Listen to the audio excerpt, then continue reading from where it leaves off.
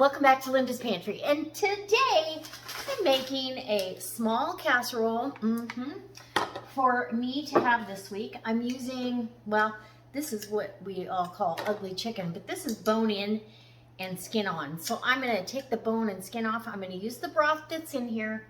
That's it. It's like bone broth. It's so good. And you can see it's all congealed. It's, it's congealed from the gelatin, and we all need that because that collagen is what feeds our joints and keeps us flexible and out of pain. Okay, I've also got a 8-ounce brick of Swiss cheese minus 2 pieces sliced up. I've got some butternut squash. I'm not going to use near all of this, but I've got some other recipes I'm using it in. I have some cauliflower. This was a small head of cauliflower. I broke that down. And on my board, I have thyme, rosemary, and sage. All the flavors of fall. Is it coming together yet? I've got a couple slices of onion. I've got 1 nice sized shallot, 3 cloves of garlic. This is a wellness meal. It's going to keep us healthy. Now, the original recipe for this was inspired by Jenny Goff. And she did it in the crock pot with risotto. And I made that. It was to die for. Delicious, creamy, absolutely wonderful. I'm going to change it a little bit. I'm doing a few little changes, and I'm making it a kind of a keto-friendly casserole.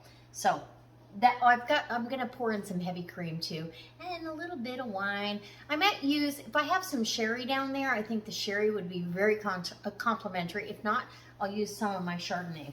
So, yep, we're gonna get a glove on.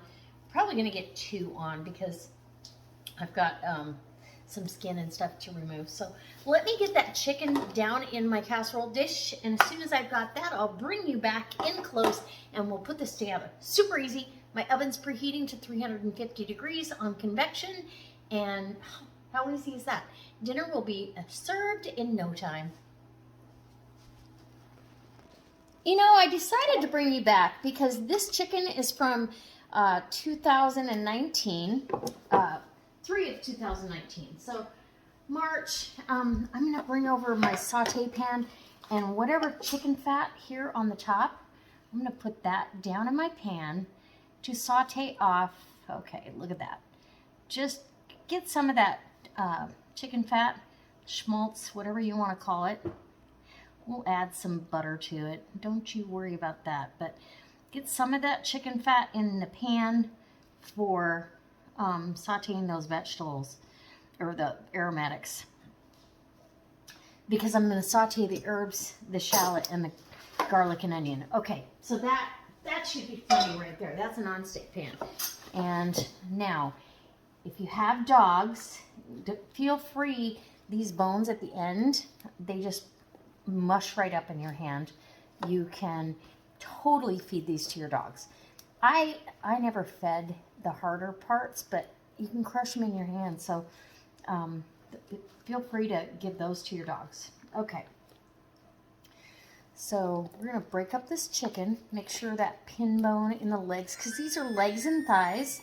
And there's my oven just singing away. So these were raw packed, and legs and thighs. If you have some cartilage you don't want in there, take that out. Honest and truly, that cartilage is where the collagen comes from. Whoops. And normally I don't stick my hand in there. Okay. So, yeah. So the end of that bone. Yeah, and get that meat. And just break it up. The meat breaks up really easily. Take the knuckles off of there. Get that out of there. And because this has a little bit, there we go, into the bottom. Here we go. Take that skin off. I don't need that. It's already rendered its fat, which is nice. It's already given us all the stuff that we need from it. And like I said, if you've got dogs, you can give it to them. I'm sure you could give it to your cats too. All right, another bone that broke. Get that out of there. I didn't want to just leave you hanging. This is part of the process. This is a fair amount of chicken. I think there was 3 legs and a thigh in there. Either that or it was 2 thighs and 2 legs. I don't. Oh, there's some more skin. Very easy to separate out. So, got a nice layer in this. This is an 8x8 casserole, and this was a pint jar, or pint and a half jar. So, that's the amount of chicken you'll need. I do see some more juice in there. I'm gonna get my hand in there, and that's absolutely wonderful. It's all part of the good stuff. Okay, and then this is why I do this, because the messy hands are now, voila. Okay, clean, and I don't have to worry about it. Okay, and okay, so I've got my chicken in. I'll be right back. Okay, so we're gonna soften up those aromatics and the herbs and get that with that chicken fat, and oh, it's gonna be really, really good. You know it's gonna be good, right?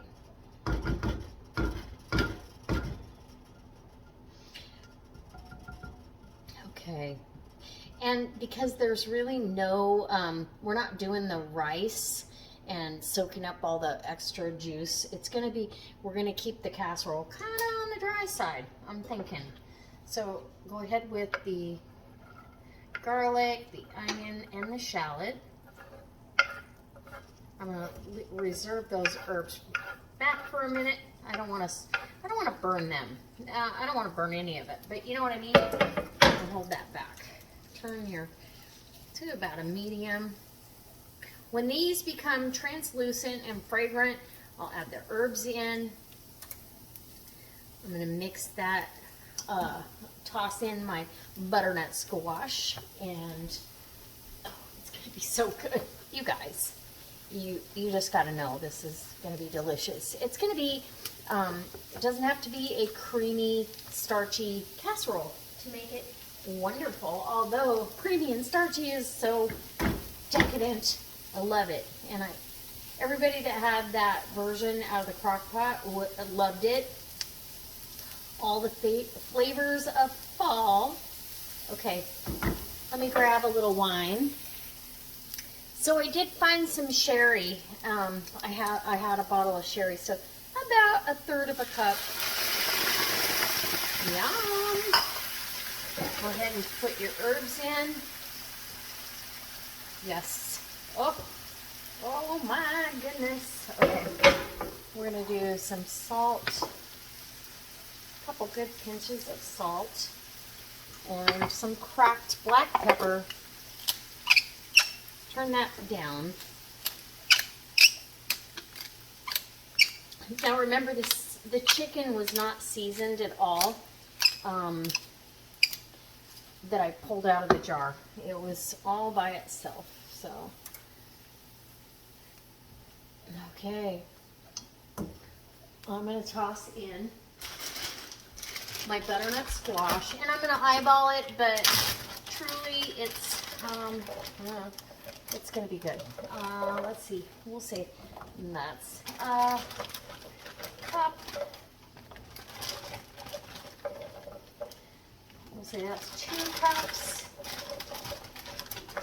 This was a big butternut squash and part of a small one. So I want to say, 2.5 to 3 cups of butternut squash. I just want to toss it with all that. Okay, I want that all coated with the butter, the chicken fat, the herbs, and don't lose any of it. Get that back in there.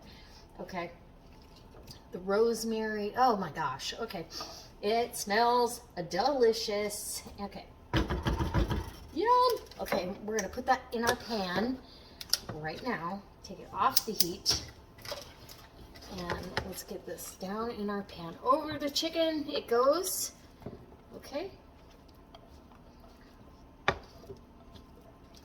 Make sure I've got a good coating of chicken, and I'm doing this right-handed, so excuse the awkwardness because I'm a lefty. I may have to finish left-handed here. I'm struggling. I'm on the struggle bus, guys. Okay.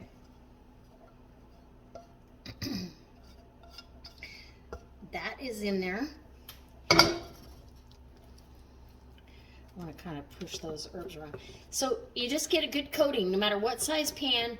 Adjust the chicken and all that goodness accordingly. Now I'm going to add, we're going to add some Swiss cheese. And why? Because it's delicious and it'll go wonderful. We got to have some cheese in here. So we're going to add just a layer of Swiss cheese slices. You can use Jarlsberg, Gruyere, whatever Swiss cheese you have. This is a baby Swiss, so it's going to be pretty mild. I just want a nice layer, okay? And then I'm going to have another layer on top of the cauliflower. Yes, I am. All right, here we go. One more for good measure. Okay, and then we're going to add some cauliflower, and I broke these florets. They're going to break down. They're going to break down and roast, and I'm going to spray them with some avocado spray so they really roast in this whole mix as well and give us a nice, beautiful, beautiful low-carb casserole dinner that I can't wait to dig into, quite frankly. So, all right. With all the flavors of fall, with none of the guilt, because a lot of us are trying to save up all those calories for, you know, the decadent dinners and parties and holiday fare that's coming up. So, I know I am. Okay, so that took almost a whole small head of cauliflower, and then because I'm using my Ultra Pro pan, this is from Tupperware, my link's down below. These pans are fantastic. They can go from the microwave to the oven to the table, and you know, they're interchangeable. They're just wonderful, and yeah, they do over overbrown your stuff. Now, if I may have to push that down a little. Okay, squish it down, and then I might want more cheese. We'll see when this gets melty. Let's give it a spray with some avocado spray.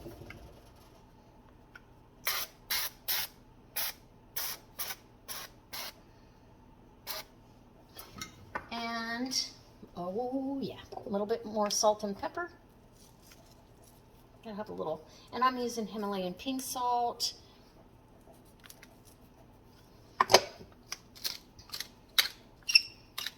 So good.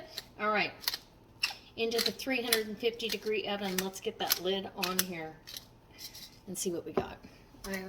I want to make sure everything's going to fit. Yeah, it's going to have to squish down a little bit, but you know, that's okay. I'm going to say it'll be all right. So there we go, into the oven for about 30 to 35 minutes. Those veggies are going to have to tender up. And you can see it's going to need to sink down. But I want it to steam a little bit, so it's all right. In the oven, she goes. All right. Oh my gosh, I forgot.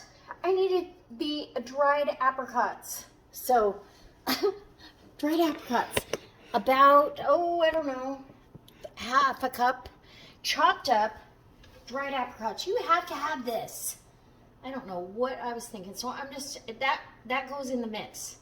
And I don't know how I forgot it, because I remembered, hey, you need to chop up those apricots. And then I surpassed going and doing it. So anyways, just half a cup, 3/4 of a cup. It's going to add some sweetness and chewiness and all that goodness. So yeah, let's put that right on top. And actually, it's pretty on top. Okay, back in the oven. Oh my gosh. And that's hot. Okay.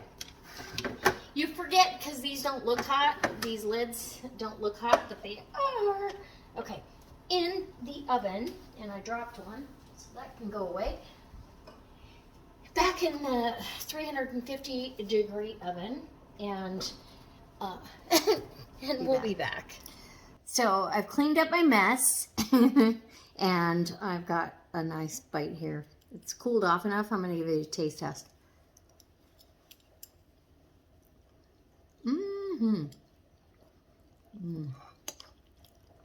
Oh, wow.